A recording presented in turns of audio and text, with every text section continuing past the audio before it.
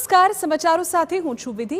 ગુજરાત કોંગ્રેસના જિલ્લા અને મહાનગરપાલિકાના પ્રમુખોને દિલ્હીનું તેડું આવ્યું છે। 33 જિલ્લા 10 શહેર પ્રમુખો 3 એપ્રિલે દિલ્હી જશે। પાયાના સ્તરે પાર્ટીનું સંગઠન તૈયાર કરવા માટે પ્રમુખો સાથે બેઠક મળવાની છે। દેશભરના 700 જિલ્લા પ્રમુખોને રાષ્ટ્રીય અધ્યક્ષ અને રાહુલ ગાંધી મળશે। 3 બેચમાં અલગ અલગ રાજ્યના પ્રમુખોને દિલ્હી બોલાવાયા છે। કોંગ્રેસના સંગઠનાત્મક બદલાવની શરૂઆત ગુજરાતથી કરાશે તેવી માહિતી। અમારા સંવાદદાતા નરેન્દ્ર રાઠોડ વધુ વિગતો આપી રહ્યા છે। નરેન્દ્ર, કઈ રીતે આ આખી બેઠકને જોવામાં આવી રહી છે? શું માહિતી કોંગ્રેસની બેઠકને લઈને?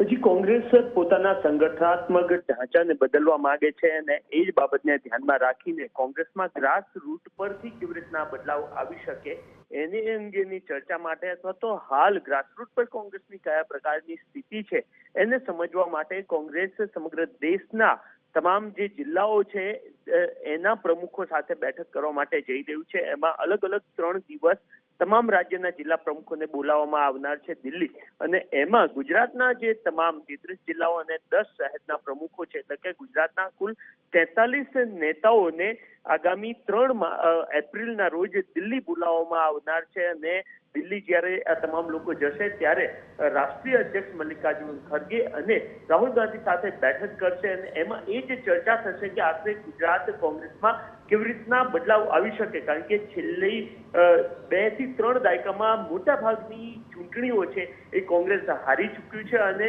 દિન પ્રતિદિન કોંગ્રેસનું ગુજરાતમાં જે સંગઠન છે એ નબળું થતું જઈ રહ્યું છે। જ્યાં કોંગ્રેસ સમગ્ર દેશમાં પોતાના સંગઠનમાં બદલાવ ઈચ્છી રહ્યું છે ત્યારે એની શરૂઆત ગુજરાતથી થાય એ પ્રકારના તમામ પ્રયત્નો કરવામાં આવી રહ્યા છે।